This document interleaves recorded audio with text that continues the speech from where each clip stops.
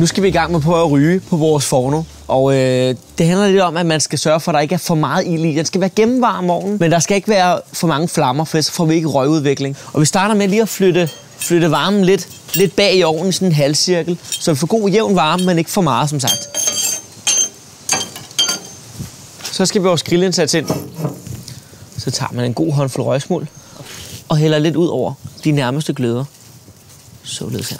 Man kan allerede se røgudviklingen her. Den er meget kraftig. Så tager vi vores låge. Det man så ud over det også gør, det er, at man lægger en fugtet viskestykke ovenpå her. På den måde så koncentrerer man røgen. Det er dejligt nemt og lige til at komme til. Og så kan vi alle sammen ryge derhjemme.